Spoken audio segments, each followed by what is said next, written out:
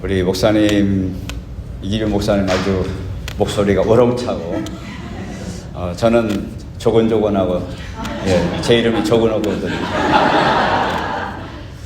그래서, 제가 지금 한국 시간으로는 지금 새벽 예배 드리는 시간이네요. 아까 일부 예배 시간에는 새벽 2시에 설교를 했습니다. 그런데 지금도 이렇게 앉아서 예배를 드리는데 아직도 제가 시차가 적응되지 않았다라는 것이 느껴졌어요. 자꾸만 이제 조금 가라앉는 그런 느낌이 좀 있었습니다. 목소리를 조금만 키워주시면 좋겠습니다. 예. 저는 안양은광교회를 개척한 지 올해가 36년째가 되었습니다. 목사 한 수밖에 얼마 있지 않아서 이제 개척하게 되었는데 세월이 참 빠르게 되었습니다. 그리고 이제 은퇴를 준비하는 그런 나이가 되었습니다. 가정교회를 시작한 지는 올해가 연차로 21년 차가 되었습니다. 여러분들이 잘 아시다시피 이제 한국교회가 성장이 멈추어지고 마이너스 성장을 하고 있던 시대에 저희들은 가정교회를 만나서 오히려 성장을 경험했고 많은 변화, 무엇보다도 목회의 행복을 경험했고 또 우리 성도들도 아주 굉장히 행복하고 교회가 굉장히 그 역동적인 그러한 교회가 되었습니다. 저희 교회의 평균 연령이 몇 명인가를 우리 초원지기가 조장일 수도 있죠. 초원지기가 조사를 해봤대요. 저도 나중에 조사를 해봤는데 저희 교회가 이제 아이들까지 합치면은 뭐 주일학교 애들 빼고도 한 250명, 300명 되는데 저희 초원지기가 이렇게 이 조사를 해본 결과에 39살이라고 나왔어요. 그래서 한국 교회는 지금 고령화되어 있잖아요. 그래서 이웃 교회는 제가 한번 물어봤어요. 평균 연령이 몇 살쯤 됩니까? 목사님 교회는 그랬더니 좀 오래된 교회거든요. 한참 깨우뚱거리더니 한 65세 그러더라고요. 그래서 굉장히 제가 좀 당황스러웠었던 그런 시간이 있었습니다. 가정교회를 만나고 젊은이들이 계속 들어오고 또 건강하게 신앙이 세워져가는 일들로 인해서 39살 교회가 되었습니다. 대략 그 교회는 담임 목사 나이 따라가잖아요. 담임 목사 나이 따라가는데 저희 교회는 그보다 훨씬 젊은 교회가 되어서 바로 이것이 가정교회의 덕이 아닌가 그런 생각을 합니다. 21년 전에도 저희들은 일반교회, 전통교회라는 것을 했는데 가족교회를 만난 후 20년 동안 저희 성도들이 단 한 번도 저희에게 그런 말을 들어본 적이 없어요. 그래도 옛날이 좋았지. 그때 이런 일이 너무 행복했어. 그런 이야기를 단 한 번도 20년 동안 들어본 적이 없어요. 그래서 가정교회를 통해서 이런 옛날보다 더 행복하다라는 그런 사인이 아닌가 그런 생각을 해보았습니다. 아무튼 저를 이렇게 귀한 자리로 초대해 주셔서 참으로 감사를 드립니다. 여러분들이 아시다시피 제가 지금 굉장히 적응이 안 되거든요. 그래서 말이 좀 버벅거리기도 하고 굉장히 적응이 안 되는데 아무튼 또 설교하다 보면 적응이 되지 않겠나 그런 생각을 해봅니다. 오늘은 조금 전에 우리 같이 읽은 요한복음 7장 37절로 39절에 있는 말씀을 쫓아서 생수의 강을 경험하는 교회라는 제목으로 또 그런 삶이라는 제목으로 말씀을 나누기를 원합니다. 생수하면 우리들은 먹는 마시는 물을 생각하지요. 마시는 물을 생각합니다. 그런데 우리들이 저는 이제 1950년대 후반에 태어난 사람인데 그때는 저희 집 뒷가에 큰 냇가가 있었어요. 냇가에서 물을 길어다가 물지개로 물을 길어다가 이렇게 큰 항아리에다가 그것을 채워놓으면 시간이 지나면 그것이 다 가라앉아요. 가라앉으면 그것을 이렇게 식수로 사용했었던 그런 시대가 있었습니다. 그런데 지금은 많은 사람들이 한국도 이제는 정수기 물 아니면은 생수를 사서 먹는 그런 나라가 되었습니다. 한국은 어디를 가서 샘을 봐도 물이 나오는 나라입니다. 그런데 유엔에서 한국을 향해서 어떻게 이렇게 지정을 해줬는가 하면 물 부족 국가로 유엔에서 한국을 향해서 한국은 물 부족 국가다 이렇게 지정을 해줬습니다. 이 말은 물이 없어서가 아니라 마실 만한 생수가 없다는 거죠. 전국 어디를 가서 샘을 봐도 물은 나오지만 다 오염된 물이라는 거예요. 산 위에 올라가서 우리들은 옹달샘이라는 것을 통해서 물을 마시는 그런 기억이 있었죠. 그런데 이제는 옹달샘마다 전부 다 이 검사한 그것을 표지를 와서 이 옹달샘은 오염됐으니까 먹을 수 없습니다 하면서 거의 10중 9는 거의 대부분의 부적합한 옹달샘이다 이렇게 써서 붙여놓은 것을 볼 수가 있습니다. 그래서 우리들은 옛날에는 산에 올라갈 때는 거기 옹달샘을 기대하면서 그냥 갔으면 됐지만은 지금은 산에 올라가면서도 생수를 들고 올라가야만 되는 그런 시대가 되었습니다. 또 우리는 생수하면은 오염되지 않은 물을 생각하죠. 그러나 생수는 이스라엘 백성들이나 중동 국가나 아프리카권에 사는 사람들, 사막 한가운데를 살아가는 사람들에게서 생수는 오염되지 않은 물이 아니라 죽고 사는 물이에요. 내 생명을 살리는, 생명과 직결되어진 그러한 물이 바로 생수인 것을 볼 수가 있습니다.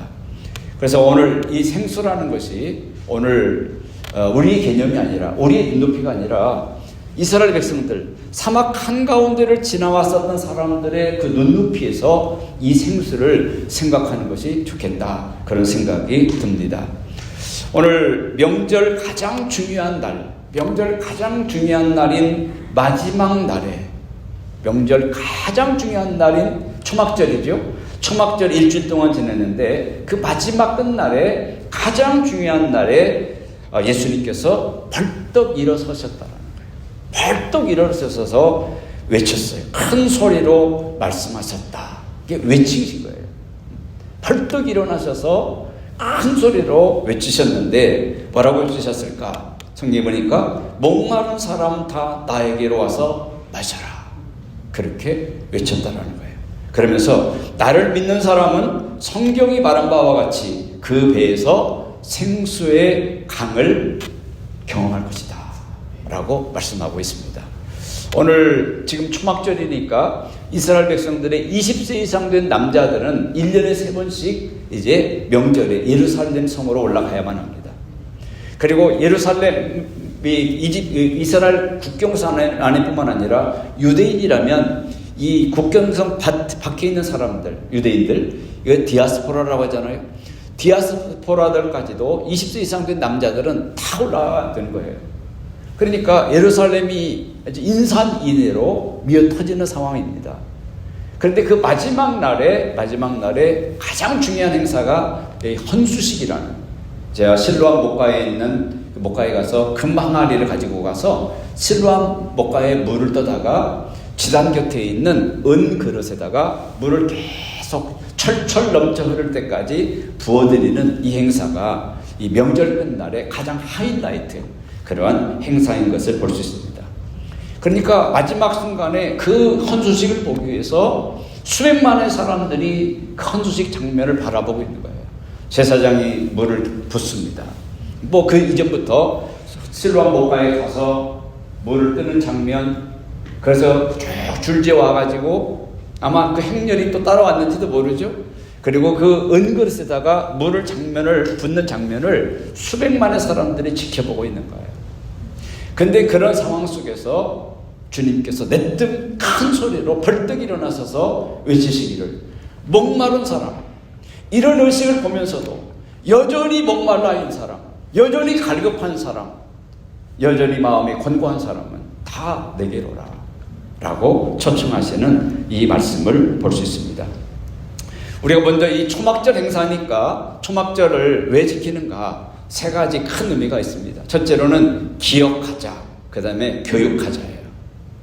이스라엘 수백 년 전에 우리들의 조상들이 어떻게 이집트 땅을 벗어나서 사막 한가운데를 지르고 어떻게 그 힘든 시간들을 이겨내고 이제 가나안 땅까지 왔는가, 그 조상들의 그 지나온 광야의 삶을 기억하자라는 거예요. 우리들 늘 토막절 정신으로 살아가자라는 거죠. 두 번째로는 우리들의 자손들은 그것을 알지 못하니까 알지 못하니까 실물적인 교육으로 이제 광야 초막 한가운데다가 사막 한가운데다가 텐트를 가족들이 가서 쳐놓고, 그리고 우리들의 조상들은 어떻게 이 정말로 이 감당할 수 없는 기온차, 낮에는 여기는 화씨로치죠. 이렇게 한국은 섭씨인데 아무튼 이 50도, 그 다음에 밤에는 영하 20도. 우리는 일교차가 10도만 벗어나도 우리는 감기가 콜록콜록 거리지 않았습니까? 근데 사막의 기온은 낮에는 50도, 밤에는 영하 20도.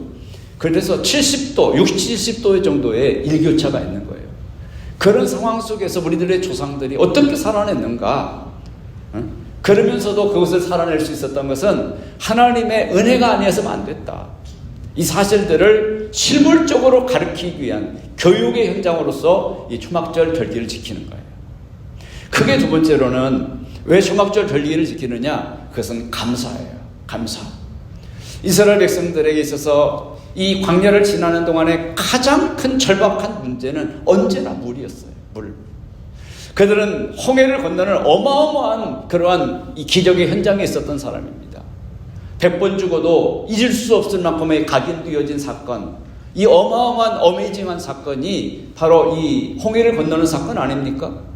그런 사건을 경험했음에도 불구하고 당장 물이 부족하고 이제 혀가 입천당에 달라붙고 이제 막 죽을 것 같으면은 그런 어마어마한 기적을 경험했음에도 불구하고 그들에게는 당당 터져나오는 것이 불평이었고 원망이었어요.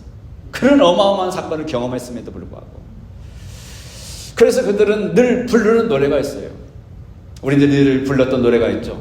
사막에 샘이 넘쳐 흐르리라. 이 사막에 샘이 넘쳐 흐르는 그날을 꿈꾸는 거예요. 사막에 샘이 넘쳐 흐르리라. 그런 노래를 부르면서 그 사막을 그들은 지나왔을 거 아닙니까? 그래서 이제 그들은 늘 그런 물 부족 문제로 있어서 갈급함이 있었는데, 지난 한 해 동안 하나님이 큰 이 가나안 땅에 큰 비를 내려주셔서 풍년을 경험하게 해주셨으니 너무 감사합니다. 우리들의 조상들은 갈급한 광야, 물 때문에 원망하고 불평할 수밖에 없는 광야를 지나왔는데, 우리들의 지난 1년 동안은 풍족한 비를 내려주셔서 그러한 풍년의 은혜를 누리게 해주셨으니 감사합니다. 그래서 이 초막절 절기를 지키는 두 번째 이유는 감사예요. 세 번째, 초막절 절기를 지키는 큰 세 번째 이유는 뭐냐면은 그것은 기원이에요. 소원. 기원. 어떤 기원이 있을까요? 그것은 이제 아까 말씀드린 것처럼 헌수식이 초막절 마지막 날 하이라이트라고 말씀드렸지 않습니까? 그래서 금 항아리를 가지고 가서 실로암 목가에 가서 물을 떠다가 이제 제단 곁에 있는 은 그릇에다가 물을 넘치도록 붓는 거예요. 계속 붓는 거예요. 아마 제사장 혼자만 그러지 않고 여러 제사장들이 계속 그 일들을 했을 것입니다. 그러면 물이 막 흘러 넘쳐서 제단 아래로 흘러가는 모습들을 수백만의 사람들이 침묵 속에서 바라보면서 가슴이 뭉클하기도 하고 또는 여러 가지 생각에 잠기기도 했을 거예요. 무슨 생각에 잠겼을까요? 그 광경을 바라보면서 이스라엘 백성들은 무슨 기원을 했을까요? 무슨 기원을 했을까요? 첫째로는 그런 기원을 하는 것입니다. 오늘 내년에도 올해도 풍족한 비를 주셔서 풍년을 경험하게 됐는데 이 실로암 목가에 길어다가 부은 이 물이 철철 넘쳐 흐르는 것처럼 내년에도 풍성한 비를 내려주셔서 내년에도 풍년을 경험하도록 도와주십시오 라는 그 기도를 하는 거예요. 넘쳐 흐르잖아요. 지금 넘쳐 흐르는 광경을 보면서 내년에도 우리들의 논과 밭에 우리들의 그 작물 그 현장에 이런 넘침의 은혜가 있어서 풍년을 경험하게 해주세요. 그 흘러 넘치는 물을 보면서 그 기원을 하는 거예요. 두 번째, 그들은 무슨 그런 기원을 하는가 하면은 그런 자유에 대한 그런 갈망을 가지고 있어요. 지금 이 성경이 쓰여지던 당시에 2000년 전에 이스라엘은 어느 나라의 속국이었습니까? 로마의 속국이었잖아요. 그 로마라는 나라가 얼마나 강한 나라였는지 그 속국에서 벗어날 길이 없잖아요. 그래서 이스라엘 백성들은 늘 자유에 대한 갈망이 있었어요. 갈망. 그래서 그들은 제2의 모세와 같은 제2의 모세와 같은 사람, 메시아죠.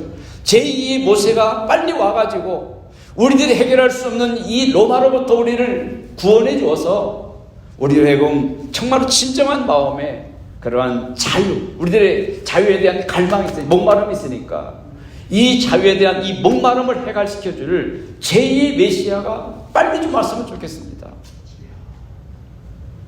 그 물을 흘러 넘치는 이 광경을 바라보면서 그들은 풍년을 기원하고, 두 번째로는 로마로부터 우리들에 대한 자유에 대한 이 갈망, 그 목마름을 해결해 줄 수 있는 그런 제2의 모세와 같은 메시아를 빨리 보내주십시오.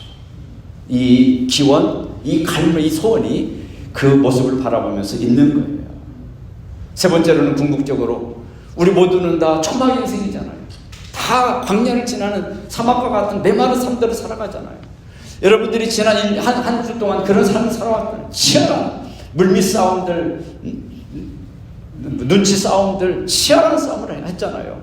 그런 사막과 같은 삶들을 살아오는데 이제 우리들은 이제 사막과 같은 인생이 아니라 영원히 목마르지 아니하는 궁극적인 하나님의 나라를 꿈꾸잖아요.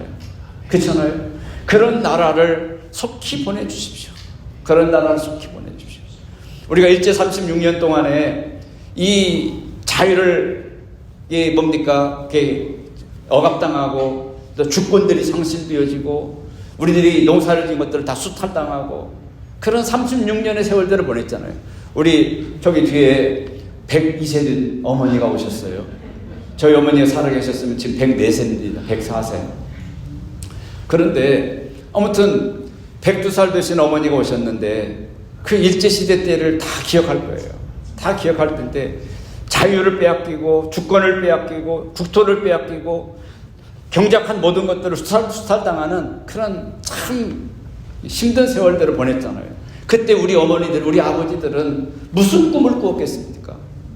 해방 그날을 꿈꾸고 그 광복절 노래를 여러분들이 아시지요? 흙 다시 만져보자. 바닷물도 춤을 춘다. 얼마나 그날이 좋았으면 똑같은 밟은 땅들이었는데 그 흙 다시 한번 만져보자. 늘 바라보던 그런 이 바다인데 바닷물도 춤을 춘다. 옛날에는 막 성남 파도처럼 보였는데 해방을 맞이한 그때의 바다는 이전의 바다와 다르다는 거예요. 바닷물도 춤을 춘다. 노래한다. 이런 표현을 썼잖아요. 이스라엘 백성들이 그랬듯이 또 우리들이 지금 사막과 같은 인생을 살아오면서 우리들이 이런 것 힘든 일들이 많았으면 좋겠다. 그런 우리 꿈을 꾸잖아요.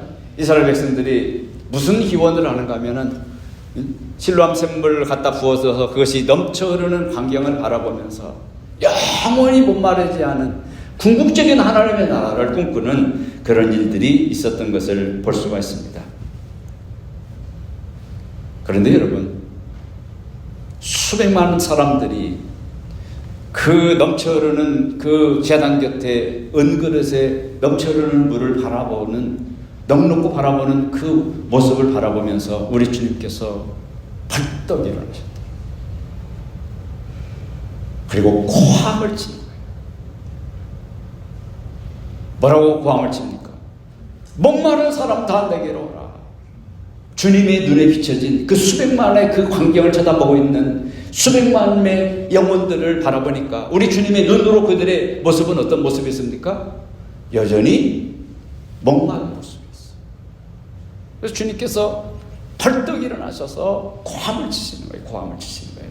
왜 고함을 치셨느냐? 첫째로는 여전히 그들은 실로암 못에 가서 물을 떠다가 붓는 이 의식적인 행동만 반복하고 있는 거예요. 그러면서 여전히 그들은 목말라 있는 거예요. 의식적인 행동은 반복하고 있지만 여전히 목말라 있는 거예요. 지난 1월 달에 국민일보에 그런 기사가 쓰였습니다. 프랑스는 캐톨릭 국가지 않습니까? 그런데 프랑스의 캐톨릭 국가인데 이 팬데믹을 지나면서 개신교회가 이제 많이 부흥하고 있다는 거예요. 그 이유가 뭔가에 대해서 쓰기를, 어느 신학자의 말에 그 말을 빌어서 쓰기를, 이 의식 종교잖아요, 캐톨릭은. 의식 종교만 계속 하는데 팬데믹이라는 어마어마한 문제들이 막 주변 사람들이 죽어가는 상황을 바라보면서 뭔가 이 기독교 기도를 하고 뭔가 예배를 하면은 뭔가 여기에 대한 소망이 있어야 되는데 의식적인 행동은 반복하지만 뭔가 소망이 안 보이는 거예요. 뭔가 소망이 안 보이는 거예요. 근데 가만히 이렇게 눈여겨 바라보니까 개신교에서도 그 오순절 계통의 교회들 있잖아요. 이런 교회들은 굉장히 어떤 그런 다이내믹한 역사들, 그런 기도응답의 역사들, 하나님을 경험한 일들이 있잖아요. 그런 것들을 바라보면서 팬데믹 한가운데를 지나면서 그게 새롭게 보이는 거예요. 그래서 의식 종교에 익숙해 있었던 캐톨릭 신자들이, 이 프랑스 신자들이 뭔가 가시적인 그러한 현상들이 바라보이는 개신교로 많이 옮겨가고 있다는 거예요. 이게 지난 1월 달에 이 국민일보에 올려왔던 그런 기사입니다. 그런데 오늘 이스라엘 백성들이 지금 수십 년째, 수백 년째 그런 그 물을 떠다가 붓고 그 광경을 멀뚱하게 쳐다만 보고 있는 의식적인 모습을 바라보고 있지만 여전히 그런 그림자적인 모습에 머물고 있는 이런 의식적인 모습에 주님께서는 안타까운 거예요. 두 번째로 주님이 왜 이렇게 벌떡 일어나셔서 고함을 칠 수밖에 없었느냐? 그 이유는 지금 그들이 제2의 모세와 같은 메시아가 와서 우리들의 현실적인 이러한 문제를 해결해주고 그리고 로마로부터 우리들에게 자유에 대한 이 목마름을 해결해줄 수 있는 메시아가 좀 왔으면 좋겠다. 그렇게 간절하게 지금 그들은 소원을 가지고 있잖아요. 근데 지금 그 곁에는 지금 누가 와 계십니까? 메시아가 와 계시잖아요. 메시아 되신 예수 그리스도가 와 계심에도 불구하고 그분을 인정하지 않는 것입니다. 믿지 않는 것입니다. 그분의 초청에 응하지 않는 것입니다. 오히려 그분을 죽이려고 덤벼들고 죽일 기회를 잡고 있잖아요. 너희들의 인생의 궁극적인 그 갈급함을 해결해주고 로마로부터가 아니라 영원한 그러한 자유를 주는 그런 이 해결을 해줄 수 있는 메시아가 지금 옆에 와 계신데 이 사실을 외면하면서 여전히 목말라 하고 있는 이 모습을 바라보니까 예수님의 마음이 터지는 거예요.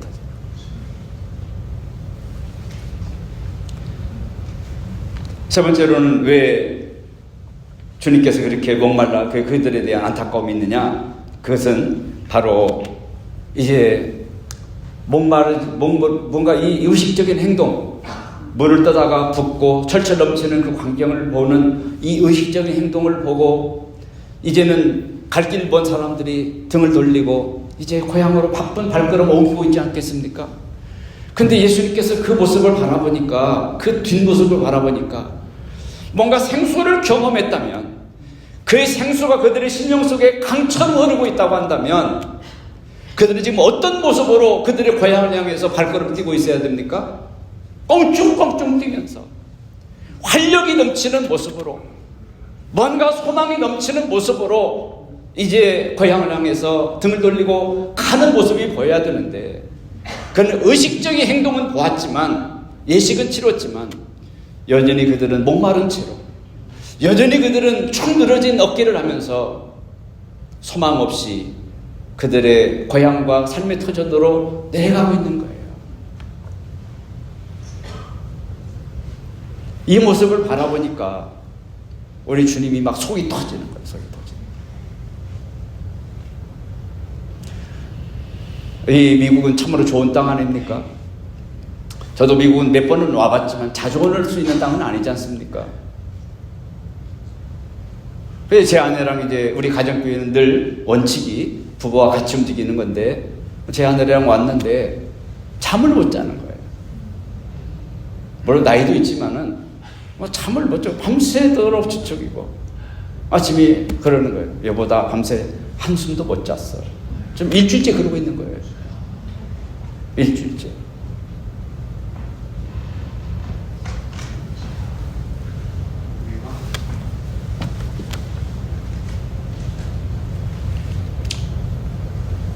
저는 금요일 그렇게 얘기하는 거예요. 집에 가고 싶다. 힘든 거예요. 다른 사람 같으면, 야, 기회 땅에 왔다. 풍족한 땅에 왔다. 여기 와서 무슨가 재청준을 하고 많은 사람도 사귀면서 뭔가 회복을 경험하고 뭔가 많은 것들을 얻고 더 많이라도 활동하고 더 많은 곳으로라도 가고 뭐 그래야 될 거 아니겠어요? 이 기회 땅에 왔는데, 이 풍족과 땅에 왔고 또 새로운 정보들이 지금 무궁무진한 이 땅에 왔잖아요. 그래서 막 더 많이 만나려고 하고 더 많이 가보고 싶어 하고 더 많이 머물러고 싶어 하고, 그래서 더 많이 회복하고 더 많이 충전하고 준비되어서 이제 곡으로 돌아갈 생각으로 부푼 가슴을 가지고 왔는데, 제 안에는 그러집니다. 집에 가고 싶다. 힘든 거예요. 그런데 남편으로 안타까운 거예요. 답답한 거예요. 그리고 어떻게 해줄 수 없는 미안함이 있는 거예요.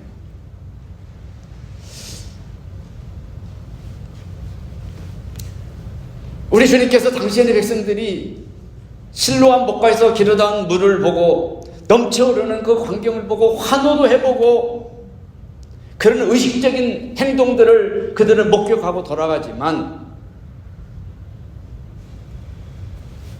여전히 그들은 생수를 경험하지 못한 모습으로 또 다른 삶의 현장으로 내려가는 그 축 처진 어깨를 바라보니까 우리 주님이 마음이 터지는 거예요.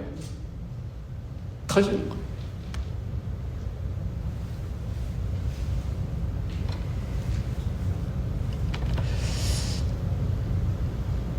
여러분, 오늘 우리들이 주일날 이렇게 교회에 왔습니다. 주일 예배는 우리들에게 어떤 현장입니까? 의식적인 행동들이 있죠. 그러나 이 의식적인 행동으로만 끝나는 것이 아니라 여기서 생수 되신 메시아를 우리가 인격적으로 만나고 경험하고 그분으로 인해서, 그분이 주시는 말씀으로 인해서 내 가슴에 그 목마름들이 해갈되어지고 내 가슴 속에 해갈 정도가 되는 것이 아니라 그 이상 벅찬 감격, 생수가 강이 되어지는 은혜를 경험하고 이 예배를 마치고 우리들은 삶의 현장으로 돌아가야 또 사막과 같은 한 주를 살아내는 거 아니겠습니까? 그런데 오늘 우리들이 예배에 와가지고 여기 아주 굉장히 세련되어진 예배에만 만족하고 이 의식적인 행동만 만족하고 그냥 여전히 잠깐 몇 사람이 압수하고 돌아간다고 한다면, 그런 모습이 오늘 우리들의 주님의 눈에 비춰진다고 한다면 우리 주님이 어떻게 하시겠습니까?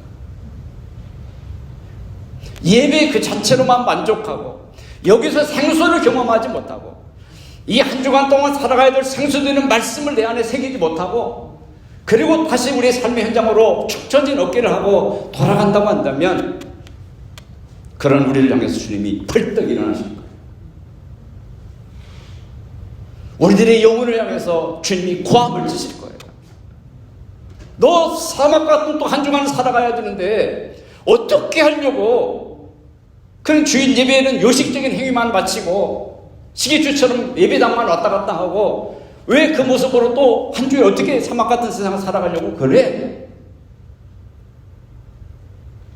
주님께서 고함을 치시지 않겠어요?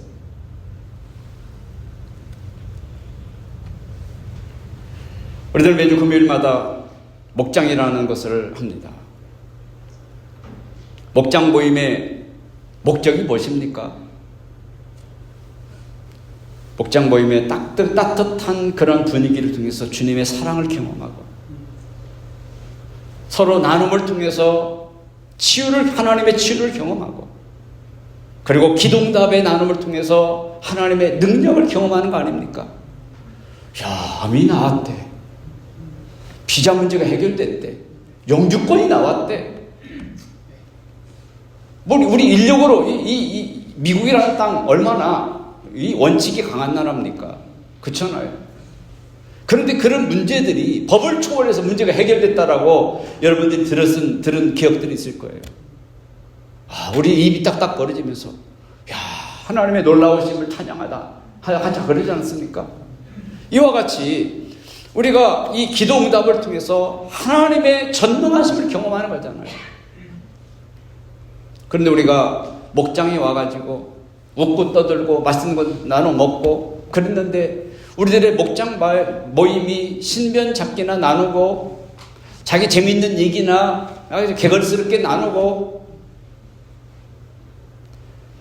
또 바쁜 마음으로 이렇게 왔는데 그냥 굉장히 지루한 그냥 그 초보적인 그런 나눔이나 하고 식상한 나눔이나 하고 마친다고 한다면 많은 사람들이 내가 지금 얼마나 바쁜 사람인데 그거 포기하고 목장 왔는데 밥 한 그릇 얻어먹자고 여기 왔는가 본전 생각나고 일말에 화도 날 것이고 앞으로 내가 이 목장을 계속 가야 돼 말아야 돼에 대한 갈등도 생기지 않겠어요. 그래서 저는 저희 우리 목자 목녀들에게 늘 잔소리처럼 하는 얘기입니다. 생각을 놓고 살지 마세요. 지금 여러분들의 목장에 오시는 분들은 정말 피곤한 이것을 이기고 온 사람도 있고 바쁜 시간 짬내어서 온 사람도 있고 상사에게 나 빨리 가야 된다고 하면서 아쉬운 소리를 하면서 온 사람도 있는데 뭔가 그 갈급함이 해결되지 않고 그 목장에서 생수를 경험하지 못한 채로 그 늦은 밤에 집으로 돌아가게 한다면 이건 아니지 않느냐. 목자 목녀님들이 생각을 놓고 살면 안 된다. 우리 목원들한테는 늘 그런 얘기를 합니다. 목사님들은 주일날 저녁이 가장 행복해요. 왜 그런지 아세요? 설교 준비 염려를 안 해도 되니까. 근데 월요일부터 일주일 후에 무슨 설교를 해야 되는가 해서 월요일부터 계속 그 생각을 하면서 살아가요. 어떤 본문의 말씀을 가지고 어떤 메시지를 전할 것인가를 일주일 내내 그 생각을 하면서 살아가요. 그리고 그 일주일 끝에 일주일 내내 그런 묵상한 말씀을 나누는 거거든요. 우리 목원들도 그러라고 얘기합니다. 생각 없이 와서 미투 저 사람이 했던 얘기 나하고 똑같아 뭐 이런 얘기만 할 것이 아니라 일주일 동안 내 목장에 생수를 흘려보내는 그런 메시지가 그런 나눔이 있다면 뭔가 그런 생각을 일주일 내내 고민하면서 살아라는 거예요. 그렇지 않으면 직무유기예요. 다른 사람들에 대해서. 그래서 오늘 우리 목장 모임도 무엇을 경험하는 시간이 되어야 되냐면은 생수를 맛보는 시간, 생수를 경험하는 시간, 사막 같던 한 주간 치열한 삶들을 살아온 그 한 주간 이 모든 것들이 생수로 목장의 생수로 해갈이 되어지고 그리고 충전이 되어지는 그런 시간이 돼야 옳다라는 거예요. 에스겔서 47장에 가서 보면 에스겔이 한 환상을 바라보죠. 그 환상이 뭡니까? 성전 문지방에서 생수가 펑펑 솟아나오죠. 한참 지나니까 성전의 발목만큼 무릎만큼 허리만큼 그러더니 성전을 가득 채우는 환상이에요. 성전 문지방에서 나온 그 물이 성전을 가득 채우더니 그것이 사막 한가운데로 가로질러 가는 거예요. 그 놀라운 광경은 사막이 살아나는 회복되어지는 광경이었어요.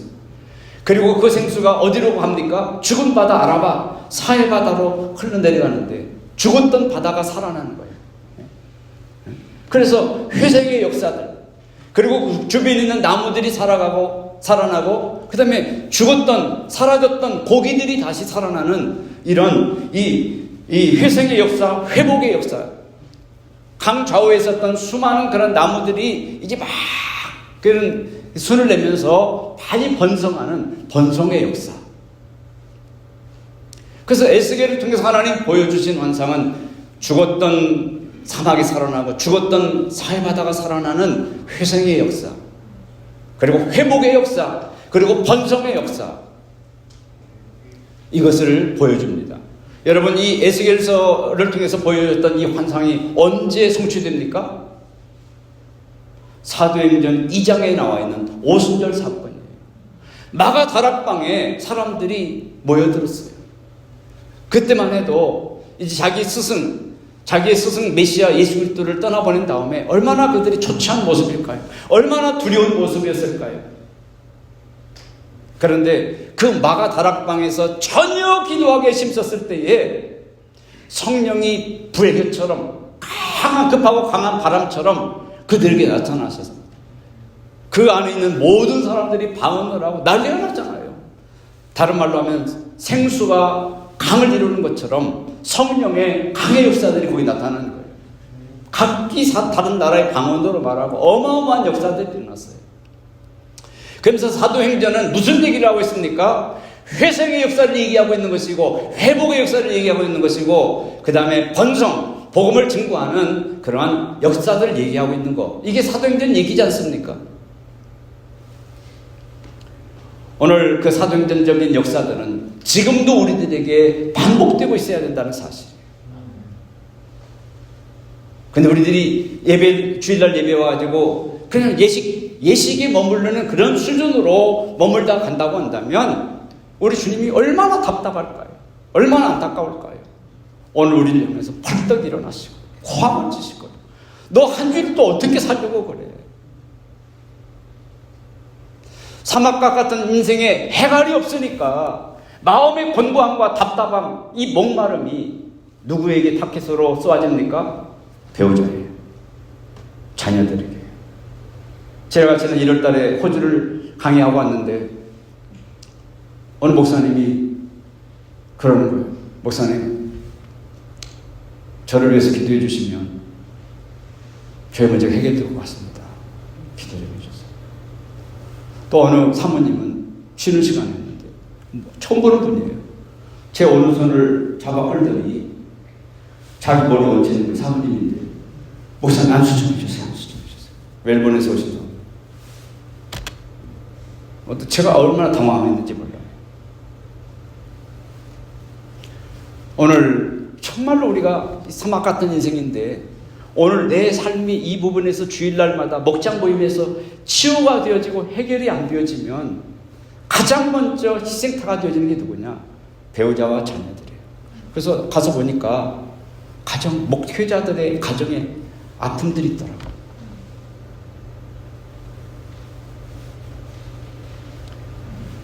오늘 저와 여러분들이 정말로 주일마다 예배 나올 때에 그냥 주일날이네? 빨리 교회 가자. 이게 아니고 적어도 금요일부터 우리들은 주일을 준비해야 돼요. 목장 모임이 금요일이면 우리들은 화요일부터 준비를 해야 돼요. 사모하는 마음을 가지고 주님 그 목장 모임에 가서 그 주일날 예배에 가서 생수를 경험하게 해주세요. 그런 사모하는 마음을 가지고 와도 부족하단 말이에요. 우리 모두가 다 그런 마음을 가지고 온다고 한다면 정말 이 예배 공동체가 어떤 예배 공동체가 되겠습니까? 회생의 역사가 일어날 줄 믿습니다. 회복의 역사가 일어날 줄 믿습니다. 번성의 역사가 일어날 줄 믿습니다. 담을 넘는 가지처럼 이제 선한 영향력을 끼치는 그런 역사가 이 시온 영락교회를 통해서 일어나게 될 줄 믿습니다. 오늘 저와 여러분들이 생수를 경험하면 어떤 현상들이 있느냐? 첫째로는 내 개인적으로 어메이징한 일들이 경험되는 거예요. 하나님 아니면 설명이 안 되는 사건들이 나를 통해서 경험되어지는 거예요. 사도행전 2장 42절 이후에 가서 보니까 성경을 자세히 보세요. 거기 보면은 이제 초대교회가 폭발적인 부흥을 하게 되어진 그 초입에 어떤 일이 있었냐면은 사도들을 통해서 기사와 이적이 날마다 일어나더라 그랬어놨어요. 사도들을 통해서 기사와 이적이 날마다 일어났다. 그러니까 안주병에 일어나는 사건들을 비롯해서 일어나니까 이게 뭐야 하면서 사람들이 구름대처럼 모여드는 거예요. 오늘 이 시온 영락교회에 이 어메이징한 사건들이 매주일 경험되어지고 사람들에게 고백되어지고 선포되어지는 역사가 있기를 소원합니다. 그리고 이 성령의 생수를 강처럼 경험하면 오늘 저와 여러분들이 파워, 능력 있는 사람들이 되는 거예요. 핍박이 와도 담대히 복음을 전합니다. 사도행전 4장 12절 가서 보면 그들의 스승 예수를 십자가에 못 박아 죽였던 그 장본인들이 베드로를 불러들이고 가운데 앉혀놓고 핍박합니다. 죽인다라는 거예요. 너도 네 스승처럼 십자가에 못 박혀 죽을 거야? 얼마나 무서운 시간입니까? 그러나 성령의 생수를 강처럼 경험했던 베드로는 뭐라고 말합니까? 하나님의 말을 듣는 것과 네 말을 듣는 것 어떤 것이 옳은가 판단해라. 거기 가면 감히 입도 안 벌어질 자리지만 그리고 우리는 보고 들은 것을 말하지 않을 수 없어. 얼마나 담대했습니까? 이 담대함이 어디서부터 출발되어진 겁니까?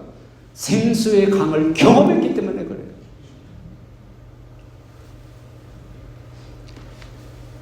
이제 생수의 강을 경험한 사람에게 나타나는 세 번째 일이 뭡니까?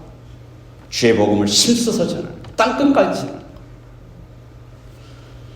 오늘 우리들이 주일날 예배 드리고 가지만 여전히 우리는 우리들의 가장 가까운 이웃에게조차 예수 복음을 전하지 못하고 예수 자랑하지 못하고 있다면 어쩌면 우리들은 생수의 강을 지금 못 경험했는지도 몰라요.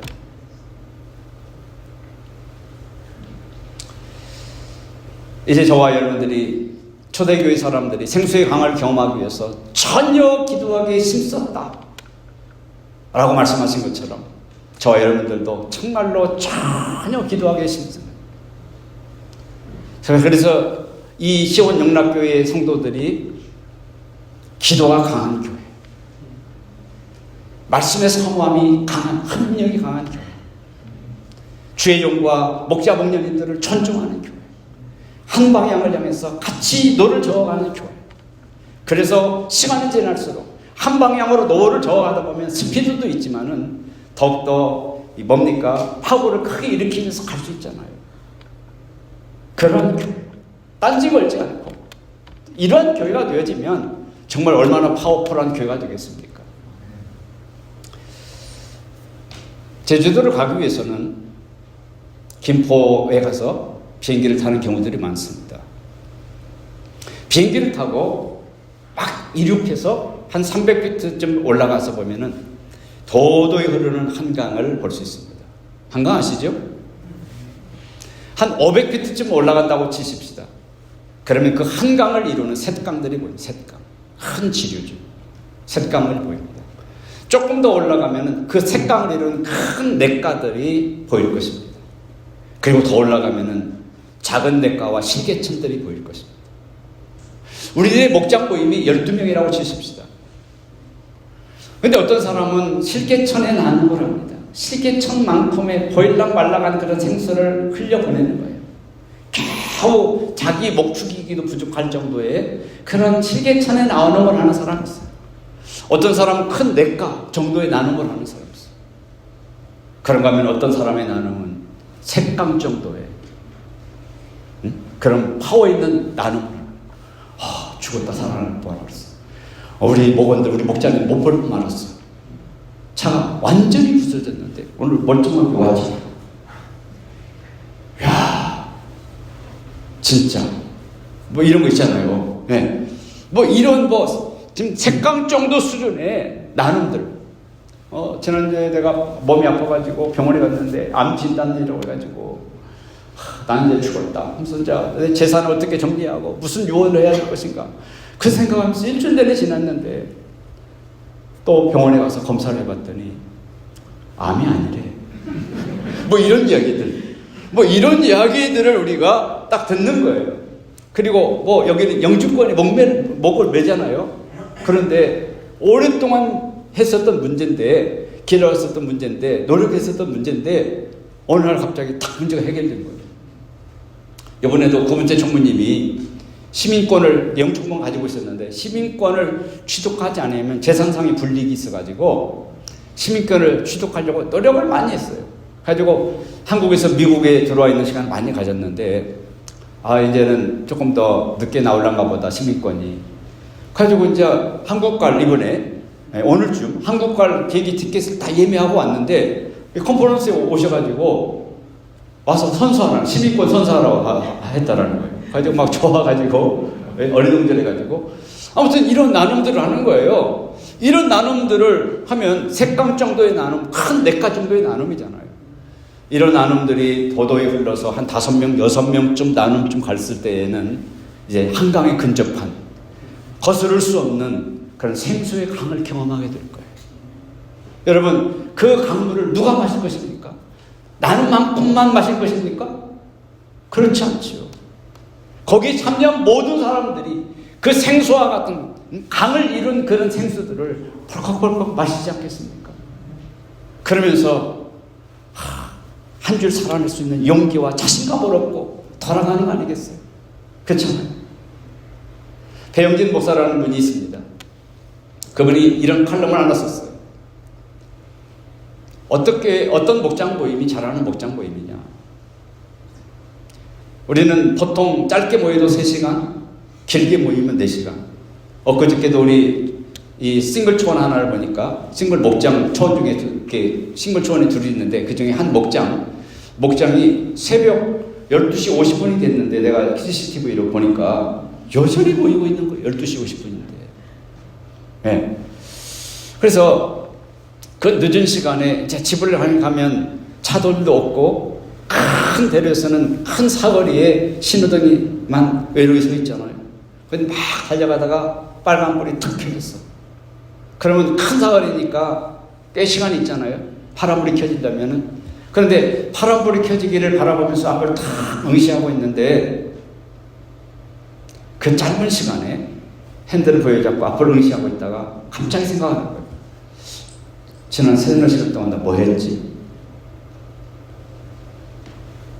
웃고 울고 떠들고 깔깔거리고 그랬는데 지난 3시간 동안 뭐 했지? 아무런 생각이 나지 않는다면 그건 꽝이라는 거예요. 그런데 딱 파란불이 켜지기를 기다리면서 빨간불을 응시하고 있는 그 순간에 지난 3-4시간 동안 나 뭐 했지? 근데 그거였어. 가슴 뭉클하게 가슴을 치고 들어오는 그런 은혜들, 그런 감동들이 그 사람에게 있다고 한다면 그 목장 모임에 그 사람은 생수를 경험한 것이라고 생각돼요. 하나님을 경험한 사건. 제가 서두에서 그런 말씀을 드렸습니다. 저는 목회를 한 지 36년 차고 가정교회를 만난 지 21년 차라고 말씀을 드렸습니다. 그런데 가정교회를 만난 이후에 그 이전에 전통교회 일반교회를 경험한 성도들이 많이 있지만 그분들에게서 단 한 번도 옛날이 좋았어 이런 얘기를 들어본 적이 없다고 말씀드렸죠. 단 한 번도. 가정교회가 좋았다는 거예요. 지난 20년 동안 제가 아파가지고 정치한 적은 있었지만은 조금씩이라도 계속 성장했거든요.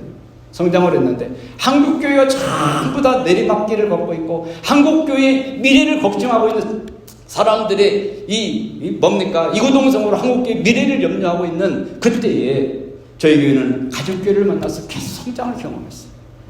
목사로서 얼마나 행복했는지 몰라요. 지금도 행복하고 우리 성도들도 옛날이 좋아서 그 얘기하지 않는다는 것은 지금이 좋다라는 거 아니겠어요? 오늘 다시 한번 생각해 보십시오. 무엇이 우리를 하여금 진정한 목회 행복과 목자 행복과 성도 행복 그리고 전체 교회 전체의 그 역동성들을 가져다주는 그러한 교회가 되게 만들 수 있을까? 그것이 뭡니까? 예수 그리스도를 통해서 생수를 경험하는 거예요. 생각 없이 오지 마시고 은혜를 사모하시고 부르짖고 그런 마음으로 이 재단에 오신다면 여러분들에게도 생수가 강처럼 흐르시고 그리고 한 주일 사막 같은 세상을 당당하게 살아내고 그리고 그 이상을 통해서 담을 넘는 가지처럼 선한 영향력 그리스도의 복음을 증거하는 그런 시온영락교회 온 지체들이 되기를 주님의 이름으로 축원합니다.